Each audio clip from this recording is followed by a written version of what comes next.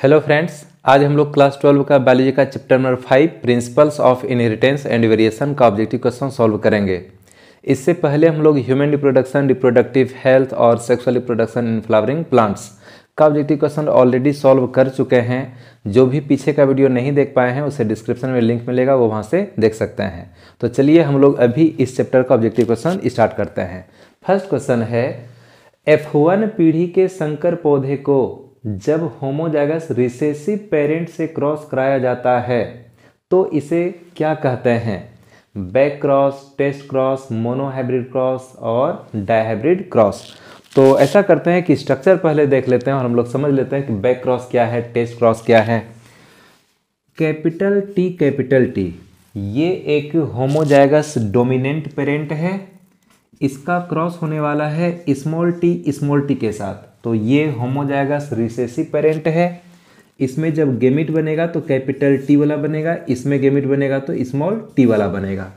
जब ये दोनों आपस में फ्यूज करेगा तो फिर F1 जनरेशन में कैपिटल टी स्मॉल टी प्राप्त होगा और ये हो गया F1 जनरेशन और ये हो गया P जनरेशन, है ना।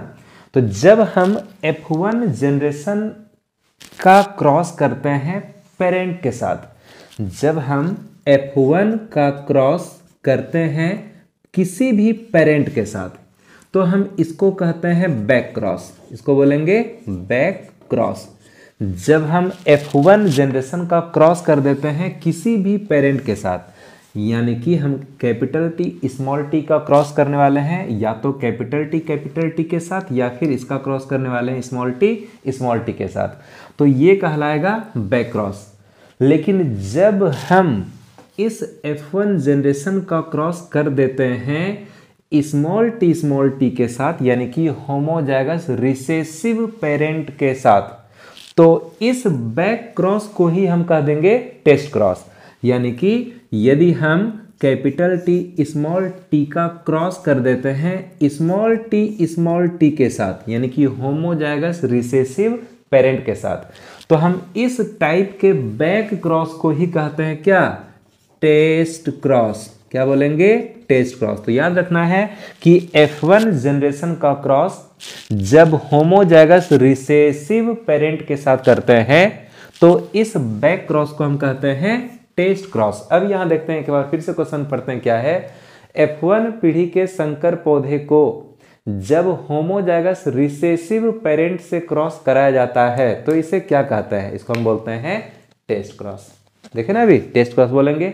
इसके बाद है, मेंडल ने एक बैंगनी फूल वाले मटर के पौधे को जब सफेद फूल वाले पौधे से क्रॉस करवाया तो F1 पीढ़ी में कैसे पौधे मिले?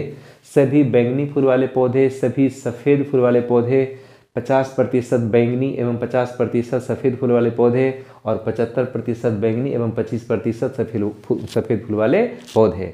तो याद रखना है कि फूल का जो बैंगनी रंग है ना, ये हमेशा प्रभावी होता है, डोमिनेंट, और जो सफेद रंग है ये होता है अप्रभावी, यानी कि रिसेसिव। तो एक प्रभावी है, एक अप्रभावी है, यानी एक डोमिनेंट हो गया, एक रिसेसिव हो गया। F1 जनरेशन में प्रभाविता का नियम क्या कहता है कि F1 जनरेशन में केवल एक ही कैरेक्टर दिखेगा, यानी कि केवल प्रभावी जो लक्षण होगा वही दिखेगा, केवल डोमिनेंट कैरेक्टर ही F1 जनरेशन में दिखेगा। तो बैंगनी रंग जो है फूल का, ये है डोमिनेंट और सफेद है रिसेसिव। इसलिए F1 पीढ़ी में जितना भी पौधा बनेगा ना, सबका फूल बैंगनी होगा। तो सभी बैंगनी फूल वाले पौधे, यही पौधा प्राप्त होगा।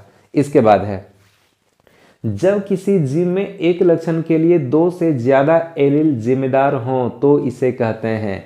एक लक्षण के लिए जब 2 से ज्यादा एलील जिम्मेदार हों तो हम इसको क्या बोलेंगे? कोडोमिनेंस, इनकम्प्लीट डोमिनेंस, मल्टीपल एलीलिज्म या फिर लिंकेज।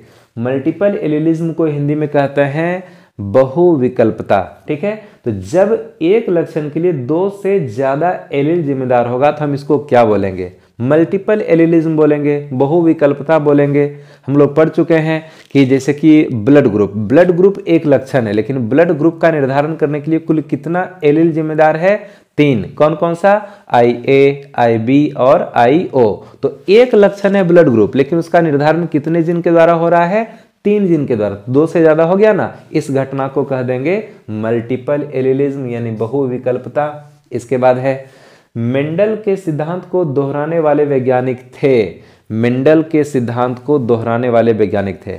मेंडल ने मटर के पौधे पर अपना प्रयोग किया था, लेकिन जिस समय मेंडल ने अपना प्रयोग किया था उस समय मेंडल की बातों पर किसी अन्य साइंटिस्ट ने ध्यान नहीं दिया, और उस टाइम में मेंडल को जेनेटिक्स का फादर भी नहीं कहा जाता था। मेंडल गुजर गए, लेकिन उसके कुछ वर्षों के बाद तीन साइंटिस्ट ने मिलकर मेंडल के प्रयोग को दोहराया और वहां से कुछ वंशागति का नियम तैयार किया। तो जब तक मेंडल जीवित थे तब तक उनका साइंटिस्ट के गिनती में उनका नाम आया ही नहीं, लेकिन उनके गुजर जाने के बाद 3 साइंटिस्ट, कौन कौन, तो एक थे ह्यूगो डी व्रीज, दूसरा कोरेंस और शेरमार्क। तो ह्यूगो डी व्रीज, कोरेंस और शेरमार्क, इन तीनों साइंटिस्ट ने मेंडल के नोट्स के आधार पर फिर से इसके प्रयोग को दोहराया और वहां से वंशागति का नियम ढूंढा। तो क्वेश्चन है कि मेंडल के सिद्धांत को दोहराने वाले वैज्ञानिक थे। यहां आंसर होगा C number, Hugo de Vries, Correns एवं शेरमार्क। इन्होंने मेंडल के प्रयोग को दोहराया और तब जाकर के बाद में जेनेटिक्स एक चैप्टर तैयार हुआ और वहां पर जो है जेनेटिक्स का फादर कहलाया ग्रेगर जॉन मेंडल। तो जब तक मेंडल जीवित थे तब तक उनको जेनेटिक्स का फादर नहीं कहा गया, लेकिन उनके गुजर जाने के बाद फिर बाद में उनको फादर का उपाधि दिया गया था। फिर है नेक्स्ट क्वेश्चन, अगर 2 पौधों स्मॉल ए कैपिटल बी एवं capital A small a capital B, ये पौधे का जीनोटाइप है, के बीच क्रॉस करवाया जाए तो F1 पीढ़ी के पौधों में किस प्रकार का जीनोटाइप होगा। 2 तरह के पौधे का जीनोटाइप दिया गया है, एक पौधा ये है, दूसरा पौधा ये है, और उनके बीच में अगर क्रॉस करवाया जाए तो F1 पीढ़ी के पौधे का जीनोटाइप क्या होगा वो निकालना है। ऐसा करते हैं, इसको सॉल्व कर लेते हैं पहले, ठीक है। एक पौधा हम देख रहे हैं क्या है, स्मॉल ए कैपिटल बी, ठीक है। इसका क्रॉस होने वाला है किसके साथ, capital A small a capital B के साथ, ठीक। तो जब यहाँ पर गेमिट बनेगा तो यहाँ गेमिट एक ही टाइप का बनेगा, स्मॉल ए कैपिटल बी, ये गेमिट बनेगा, ठीक है। लेकिन यहाँ 2 टाइप का गेमिट बनेगा, एक बनेगा कैपिटल ए कैपिटल बी और एक बनेगा स्मॉल ए कैपिटल बी। तो जब यहाँ पर यह गेमिट इसके साथ जुड़ेगा तो जो नेक्स्ट प्लांट होगा ना, प्लांट ही है ना, हाँ प्लांट ही है, तो नेक्स्ट प्लांट जो बनेगा इसका जीनोटाइप हो जाएगा capital A small a capital B, और फिर जब ये दोनों आपस में फ्यूज करेगा तो फिर प्लांट हो जाएगा स्मॉल ए कैपिटल बी, और दोनों संख्या में एक प्राप्त हो रहा है। ये स्ट्रक्चर समझ में आया कि नहीं, ये स्ट्रक्चर समझ में आया। एक पौधा ये है, लिख दिए, दूसरा पौधा ये है, यहाँ पर ये बिल्कुल होमोजाइगस कंडीशन है, तो इसलिए यहाँ पर जो है बनेगा एक ही टाइप का ये गेमिट बनेगा। तो स्मॉल ए कैपिटल बी, यहाँ पर बनेगा 2 टाइप का, एक बनेगा कैपिटल ए कैपिटल बी, एक बनेगा स्मॉल ए स्मॉल बी। और फिर जब ये इसके साथ जुड़ा तो फिर बन गया capital A small a capital B, इस टाइप की जीनोटाइप का पौधा बना। और उसके बाद जब ये इसके साथ में जुड़ेगा तो फिर स्मॉल ए कैपिटल बी बना।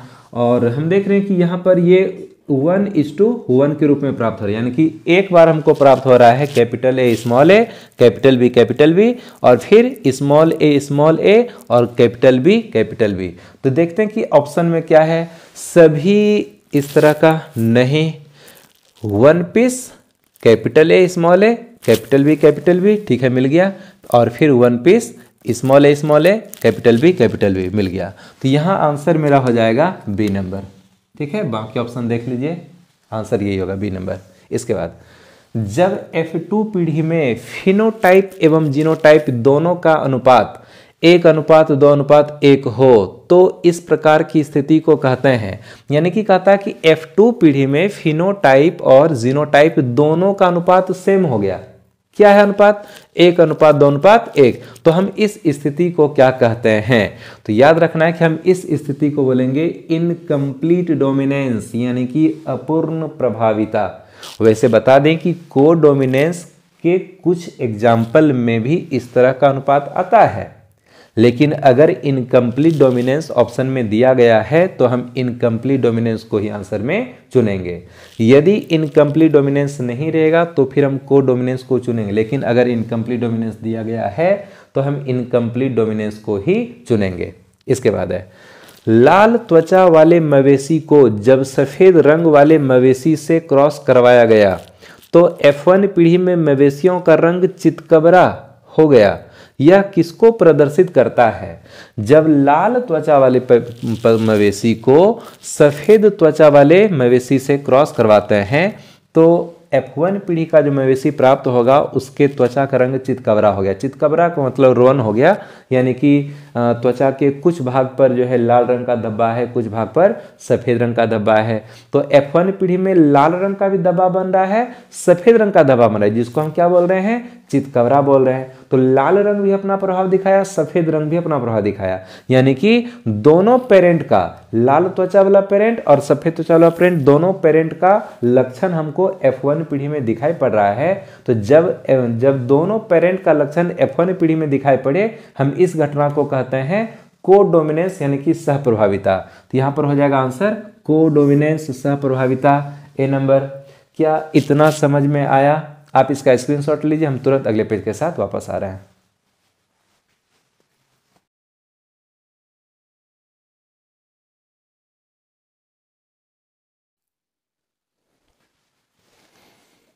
तो हम लोग आगे देखते हैं। नेक्स्ट क्वेश्चन है, कलर ब्लाइंडनेस यानी वर्णांधता में रोगी पहचान नहीं कर पाता है। कलर ब्लाइंडनेस एक बीमारी है और इस रोग में पेशेंट क्या नहीं पहचान कर पाएगा? तो याद रखना है कि लाल और हरा रंग को पेशेंट पहचान नहीं सकता है। जिसको कलर ब्लाइंडनेस बीमारी रहेगा वो लाल और हरा रंग को पहचान नहीं सकता है। ऑप्शन क्या है? लाल तथा पीले रंग की, हरा तथा नीले रंग की, लाल तथा हरे रंग की, किसी भी रंग की। तो यहाँ आंसर हो जाएगा सी नंबर, लाल तथा हरे रंग की। इसके बाद है, क्रॉसिंग ओवर की क्रिया कब संपन्न होती है? पैकेटिन, डिप्लोटिन, इंटरफेज या फिर नन। तो याद रखना कि क्रॉसिंग ओवर एक घटना है जो कि मियोसिस सेल डिवीजन के दौरान घटता है, और मियोसिस सेल डिवीजन के दौरान एक अवस्था आता है जिसको हम कहते हैं पैकेटिन, और इसी पैकेटिन अवस्था में क्रॉसिंग ओवर की प्रक्रिया संपन्न होती है, जिसमें नन सिस्टर क्रोमेटिड जो होता है वो आपस में उलझता है और उलझ करके अपने अपने टुकड़े की अदला बदली कर लेता है, और क्रॉसिंग ओवर के कारण ही जीवों में वेरिएशन उत्पन्न होता है। यह आंसर हो जाएगा पैकेटिन। इसके बाद है, निम्न में कौन पॉइंट म्यूटेशन या जीन म्यूटेशन है? डिफिशियंसी, इन्वर्सन, ट्रांसलोकेशन या फिर नन। तो पॉइंट म्यूटेशन या जीन म्यूटेशन इनमें से कौन है? तो याद रखना है कि पॉइंट म्यूटेशन या जीन म्यूटेशन दो तरह का होता है। एक होता है सब्स्टिट्यूशन म्यूटेशन, एक होता है फ्रेम शिफ्ट म्यूटेशन। ये सब्स्टिट्यूशन म्यूटेशन भी होता है दो तरह का, एक होता है ट्रांजिशन, एक होता है ट्रांसवर्सन। और यहाँ पर एक भी उस तरह का ऑप्शन नहीं दिया गया है। यहाँ क्या क्या ऑप्शन में है? Deficiency, inversion, translocation. ये जो तीनों ऑप्शन है ना, ये क्रोमोसोमल म्यूटेशन का टाइप है, इसलिए यहाँ पर एक भी पॉइंट म्यूटेशन या जीन म्यूटेशन का एक भी टाइप का नाम नहीं दिया गया है, इसलिए यहाँ आंसर हो जाएगा नन। इसके बाद है, जब किसी म्यूटेशन में प्यूरिन के स्थान पर पिरिमिडीन प्रतिस्थापित हो जाए तो इसे कहते हैं, प्यूरिन के स्थान पर क्या आ जाएगा? पिरिमिडीन आ जाएगा। तो हम इसको क्या बोलेंगे? ट्रांजिशन, ट्रांसवर्सन, ट्रांसलोकेशन या फिर इन्वर्सन। हम इसको बोलेंगे ट्रांसवर्सन। याद रखना कि प्यूरिन के स्थान पर पिरिमिडीन आ जाए या फिर पिरिमिडीन के स्थान पर प्यूरिन आ जाए तो इसको हम कहते हैं ट्रांसवर्सन। यदि प्यूरिन के स्थान पर प्यूरिन आ जाए और पिरिमिडीन के स्थान पर दूसरा पिरिमिडीन आ जाए तो इसको बोलेंगे ट्रांजिशन। एक प्यूरिन का प्रतिस्थापन दूसरे प्यूरिन द्वारा हो या फिर एक पिरिमिडीन का प्रतिस्थापन दूसरे पिरिमिडीन द्वारा हो, इसको बोलेंगे ट्रांजिशन। लेकिन जब एक प्यूरिन का प्रतिस्थापन पिरिमिडीन के द्वारा हो या फिर एक पिरिमिडीन का प्रतिस्थापन प्यूरिन के द्वारा हो, इसको बोलते हैं ट्रांसवर्सन। यह आंसर होगा बी नंबर। इसके बाद है, बच्चों में मंगोलिज्म या डाउन सिंड्रोम। डाउन सिंड्रोम बीमारी को मंगोलिज्म भी कहते हैं। तो बच्चों में मंगोलिज्म या फिर डाउन सिंड्रोम होने का क्या कारण है? नलीसोमी, जीन म्यूटेशन, ट्राइसोमी या फिर यूप्लॉइडी। तो डाउन सिंड्रोम बीमारी में होता क्या है कि 21वां पेयर जो क्रोमोसोम होता है ना, वहाँ पर एक एक्स्ट्रा ऑटोसोम पहुँच जाता है। 21वां जोड़ा जो गुणसूत्र होता है वहाँ पर एक अतिरिक्त ओलिंग गुणसूत्र पहुँच जाएगा। ऐसे ह्यूमन बॉडी में कितना क्रोमोसोम होता है? 46, जो कि 23 पेयर के रूप में रहेगा। पर पेयर में 2 क्रोमोसोम, 23 पेयर यानी कि 46 क्रोमोसोम। अब हुआ क्या कि 21वां नंबर जो जोड़ा है क्रोमोसोम का, वहां पर एक अतिरिक्त ओलिंग क्रोमोसोम वहां पर पहुंच गया, जिसके कारण टोटल क्रोमोसोम हो जाता है 47 और ये एक बीमारी उत्पन्न कर दिया जिसको बोलते हैं डाउन सिंड्रोम। और जब एक क्रोमोसोम की बढ़ोतरी होती है तो हम इसको बोलते हैं ट्राइसोमी। इसको क्या बोलेंगे? ट्राइसोमी। जब 2n+1 हो जाए, 2n+1 यानी कि 46+1 यानी 47 हो गया, हम इसको बोलेंगे ट्राइसोमी। इसके बाद है क्वेश्चन है, उस वैज्ञानिक का नाम क्या है जिसने वंशागति का नियम दिया? बहुत ही सिंपल, किसने वंशागति का नियम दिया? ग्रेगर जॉन मेंडल ने दिया। आंसर हो जाएगा ए नंबर। फिर है वंशागति का गुणसूत्रीय सिद्धांत, क्रोमोसोमल थ्योरी ऑफ इनहेरिटेंस, किसने प्रस्तुत किया? तो मेंडल ने, सटन ने, रेजिनाल्ड ने और बोवेरी ने। तो वास्तव में वंशागति का जो गुणसूत्रीय सिद्धांत है, chromosomal theory of inheritance, 2 scientist ने मिलकर के दिया था, एक सटन और एक बोवेरी। तो यहाँ पर सटन बोवेरी दोनों को अलग अलग ऑप्शन में कर दिया गया है। तो हम यहाँ पर क्या चुन सकते हैं? यहाँ पर हम सटन ही चुनेंगे, ठीक है। अगर ऑप्शन में रहेगा, एक ही ऑप्शन में रहे, सटन और बोवेरी दोनों का नाम एक ही ऑप्शन में रहे, तो फिर हम दोनों का नाम चुन लेंगे। लेकिन कि जब यहाँ ऑप्शन अलग अलग कर दिया गया है तो फिर हम क्या चुनेंगे? सटन चुनेंगे। और इन्होंने सबसे पहले बताया था कि जो कैरेक्टर्स है वो क्रोमोसोम के माध्यम से एक जनरेशन से दूसरे जनरेशन में ट्रांसफर करता है। इसको बोल दिया गया chromosomal theory of inheritance, Hindi में कहते हैं वंशागति का गुणसूत्रीय सिद्धांत। इसके बाद है, अगर सामान्य पुरुष की शादी हीमोफीलिया के वाहक स्त्री से हो तो इन दोनों से उत्पन्न नर संतान की स्थिति होगी। ये तो स्ट्रक्चर बनाना पड़ेगा, बनाते हैं। क्वेश्चन कहता है कि अगर सामान्य पुरुष की शादी, एक सामान्य पुरुष है यानी कि नॉर्मल मेल है, नॉर्मल मेल, ठीक है। नॉर्मल मेल में क्रोमोसोम क्या होगा? 44+XY होगा, ठीक। इसके बाद इसकी शादी हीमोफीलिया के वाहक स्त्री से हो, यानी कि स्त्री जो है, फीमेल जो है वो हीमोफीलिया की कैरियर है, वाहक यानी कि कैरियर है, यानी कि हीमोफीलिया का जीन होगा लेकिन उसमें बीमारी नहीं होगा। तो ये है कैरियर फीमेल। तो इसका क्रोमोसोम कैसा होगा? 44+XXH होगा, XXH होगा। यदि फीमेल हीमोफीलिया से ग्रसित हो तो दोनों X पर HH आएगा, HH जीन आएगा। H जीन का मतलब हीमोफीलिया का जीन है, और ये मतलब जो मेल है ये तो बिल्कुल नॉर्मल है, तो XY ही रहेगा। इसके बाद जब हम इसको सॉल्व करते हैं, क्रॉस होने वाला है यहाँ, चलो क्रॉस हुआ, तो इसमें जैसे गेमिट बनेगा, तो गेमिट किस तरह से बनेगा? तो 22+X हो जाएगा और एक में 22+Y हो जाएगा। इधर जब गेमिट बनेगा तो क्या होगा? एक तरफ 22+X हो गया और एक तरफ 22+XH हो गया, है ना। इस तरह से जब ये मेल गेमिट इस फीमेल गेमिट से जुड़ेगा तो 22 क्या हो गया? 44 हो गया, प्लस XX हो गया, XX। जब ये 44+XX हो जाए तो ये तो नॉर्मल डॉटर है, ये हो गया नॉर्मल डॉटर, ठीक है, नॉर्मल डॉटर। इसके बाद अगर ये दोनों आपस में जुड़ जाए तो क्या होगा?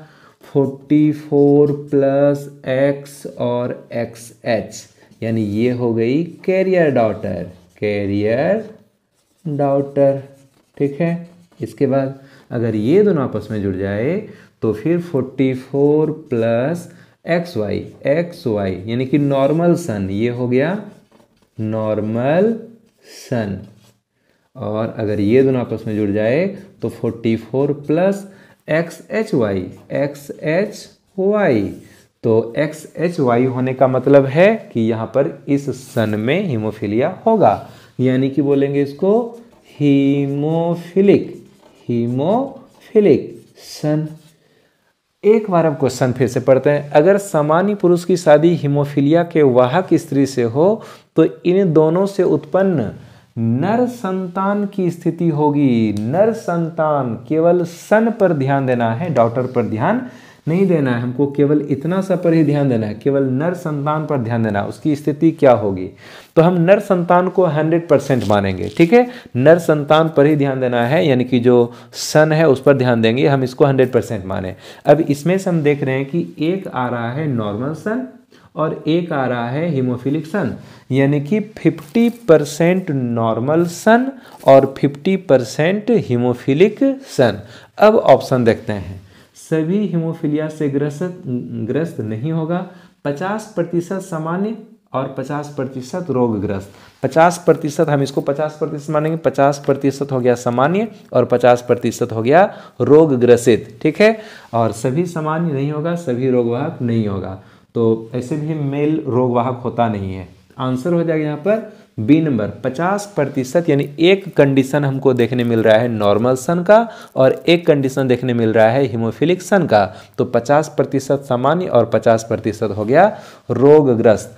ये स्ट्रक्चर समझ में आया। अभी हम बहुत ज़्यादा नहीं समझा सकते हैं क्योंकि ऑब्जेक्टिव का क्लास है और हम लोग थ्योरी में पहले ऑफलाइन क्लास में हम लोग पढ़े ही थे, तो अभी हम इस पर ज़्यादा टाइम नहीं दे सकते हैं। हम चाहते हैं कि कम समय में ज़्यादा से ज़्यादा ऑब्जेक्टिव हम यहाँ सॉल्व कर पाएँ, आंसर हम बता करके आगे बढ़ने का प्रयास करते हैं।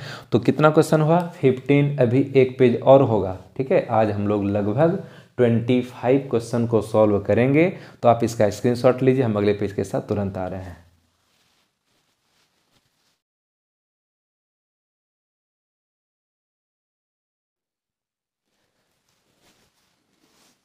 तो हम लोग नेक्स्ट क्वेश्चन देखते हैं। नेक्स्ट क्वेश्चन है, 2 जीन की वंशागति के लिए मेंडल ने पौधा चुना, Apple, mango, garden pea, potato.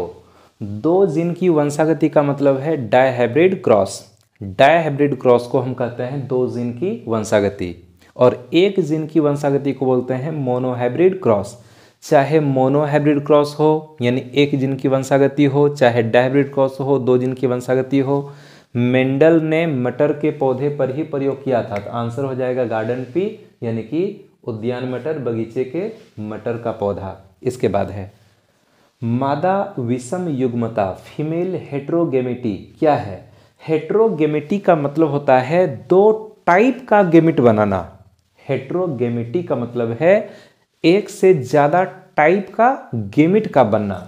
तो मादा विषम युग्मता यानी फीमेल हेट्रोगेमिटी क्या है, इसका मतलब है कि फीमेल के द्वारा एक से ज़्यादा टाइप का गेमिट बनाया जाता होगा। ऑप्शन देख लेते हैं। मादा द्वारा 2 भिन्न प्रकार के गेमिट्स का निर्माण, यही तो हो जाएगा आंसर, ए नंबर ही आंसर होगा यहाँ। और पढ़ देते हैं, नर द्वारा 4 प्रकार के गेमिट्स का निर्माण, दोनों या फिर नन। आंसर होगा मादा द्वारा 2 भिन्न प्रकार के गेमिट्स का निर्माण। याद रखना है कि अगर 2 टाइप के गेमिट का निर्माण होता है तो हम उसको बोलते हैं हेट्रोगेमिटी, और यहाँ पर फीमेल है तो फीमेल वर्ड लगने का मतलब है कि मादा द्वारा 2 भिन्न प्रकार के गेमिट का निर्माण। इसके बाद है मेंडल के नियम का अपवाद है।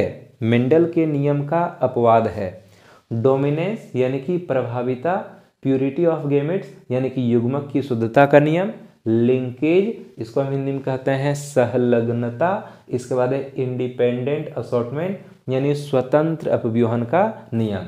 तो मेंडल के नियम का अपवाद कौन है। मेंडल का जो 3 नियम था, एक था डोमिनेंस, एक था प्यूरिटी ऑफ गेमेट्स और एक था इंडिपेंडेंट असॉर्टमेंट। ये तीनों तो हो गया मेंडल का नियम। और मेंडल का नियम कौन नहीं है, तो वह है लिंकेज।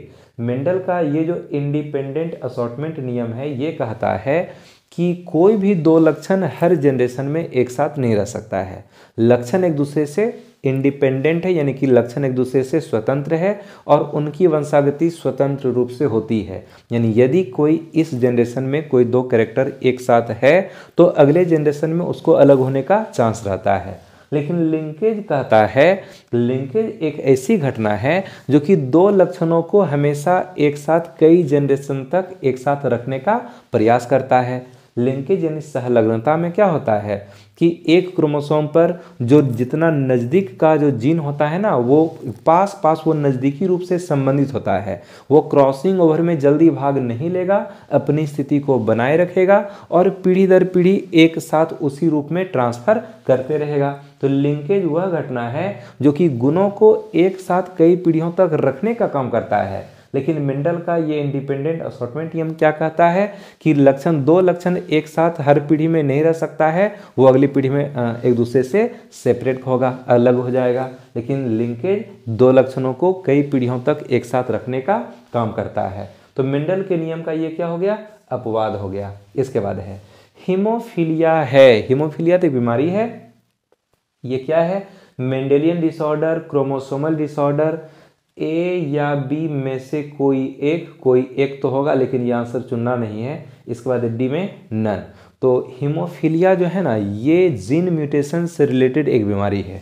जीन म्यूटेशन से रिलेटेड जो भी बीमारी होगा उसको हम बोलेंगे मेंडेलियन डिसऑर्डर। जीन म्यूटेशन या पॉइंट म्यूटेशन से जो भी रिलेटेड बीमारी होगा उसको बोलेंगे मेंडेलियन डिसऑर्डर, और जो क्रोमोसोम से रिलेटेड बीमारी होगा उसको बोलेंगे क्रोमोसोमल डिसऑर्डर। तो यहाँ आंसर हो जाएगा मेंडेलियन डिसऑर्डर। इसके बाद है डाउन सिंड्रोम है। डाउन सिंड्रोम है मेंडेलियन डिसऑर्डर, क्रोमोसोमल डिसऑर्डर, दोनों या फिर नन। तो डाउन सिंड्रोम बीमारी में एक 21वां नंबर क्रोमोसोम पर एक ओलिंग क्रोमोसोम की वृद्धि हो जाती है और व्यक्ति में टोटल क्रोमोसोम 46 से बढ़कर के 47 हो जाएगा। तो क्रोमोसोम के बढ़ने से बीमारी हुआ, इसलिए हम इसको बोलेंगे बी नंबर, यानी कि क्रोमोसोमल डिसऑर्डर। इसके बाद है एक गेमिट में निम्न में से होता है। एक गेमिट में निम्न में से होता है एक जीन के दोनों एलील, जीन का केवल एक एलील, जीन के सभी एलील, कोई एलील नहीं। तो एक गेमिट में क्या होता है, एक गेमिट में क्या एक जीन का दोनों एलील होता है? नहीं, दोनों नहीं होता है, जीन का केवल एक एलील होगा। थोड़ा सा स्ट्रक्चर बना देते हैं, जैसे कि है कैपिटल टी स्मॉल टी, ये कोई ऑर्गेनिज्म है, कोई जीव है, और इसमें जैसे गेमिट बनेगा तो गेमिट बनेगा तो क्या होगा, एक कैपिटल टी एलील अलग गेमिट में जाएगा, स्मॉल टी एलील अलग गेमिट में जाएगा। तो गेमिट में ये हुआ दोनों मिलकर के एक जीन, यानी कैपिटल टी स्मॉल टी दोनों मिलकर के हुआ एक जीन। लेकिन जैसे गेमिट बनेगा तो उसका जो प्रत्येक एलील, यानी कि कैपिटल टी एक एलील हुआ, एक स्मॉल टी एक एलील हुआ, ये दोनों एलील अलग अलग हो जाता है और दो अलग अलग गेमिट में पहुंच जाएगा। तो इस गेमिट में इस जीन का केवल एक ही एलील आया, इस गेमिट में इस जीन का केवल एक ही एलील आया। तो याद रखना है कि गेमिट में जीन का केवल एक ही एलील पहुंचता है, तो जीन का केवल एक एलील, यहां पर आंसर हो जाएगा बी नंबर। ठीक है, बी नंबर। इसके बाद है क्वेश्चन नंबर 22। एक लक्षण के असमान जीन वाला जीव कहलाता है होमोजाइगस, हेटेरोजाइगस, दोनों या फिर नन। एक ही लक्षण का जो असमान जीन वाला जो जीव है वो क्या कहलाएगा, थोड़ा सा देख लेते हैं। जैसे लंबाई लक्षण है तो लंबाई के लिए जो जीन है, जो एलील है, वो दो टाइप का होता है, कैपिटल टी और स्मॉल टी। तो यदि कैपिटल टी हो, समान जीन है, ठीक है, समान एलील है, समान जीन है, तो हम इसको क्या बोलेंगे, होमोजाइगस। इसको क्या बोल दिए, होमोजाइगस। ठीक, अगर स्मॉल टी रहेगा तो ये भी क्या हो गया, होमोजाइगस हो गया।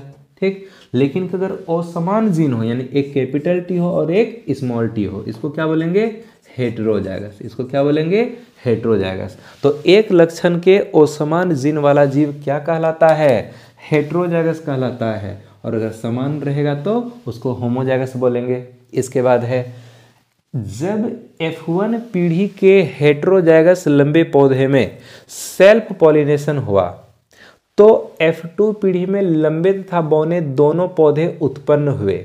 यह किस नियम को सिद्ध करता है, प्रभाविता, ब्लेंडेड वंशागति, पृथक्करण का नियम या स्वतंत्र अपव्यूहन का नियम।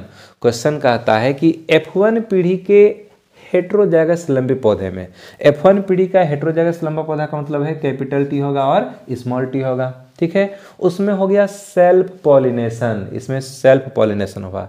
तो जैसे सेल्फ पॉलिनेशन होगा तो एक बार फिर से क्रॉस कर देते हैं कैपिटल टी स्मॉल टी के साथ, सेल्फ पॉलिनेशन होगा तो यहाँ पर बनेगा कैपिटल टी, फिर बनेगा स्मॉल टी, फिर यहाँ बनेगा कैपिटल टी, यहाँ बनेगा स्मॉल टी, और इस तरह से जैसे क्रॉस होगा तो कैपिटल टी आ गया, लंबा हो जाएगा पौधा, फिर ये क्या होगा कैपिटल टी स्मॉल टी, ये भी लंबा होगा, ये कैपिटल टी स्मॉल टी ये भी लंबा होगा, और ये क्या हो गया स्मॉल टी ये हो गया बौना पौधा। ठीक है, ये तीनों हो जाएगा लंबा और ये हो जाएगा बौना।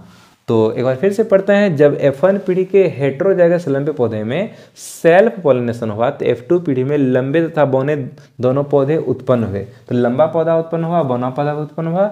यह किस नियम को सिद्ध करता है?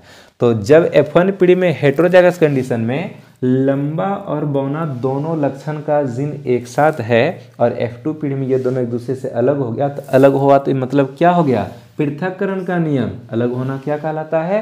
पृथक्करण का नियम कहलाता है। इसके बाद मेंडल द्वारा दिया गया युग्मकों की शुद्धता का नियम आधारित है।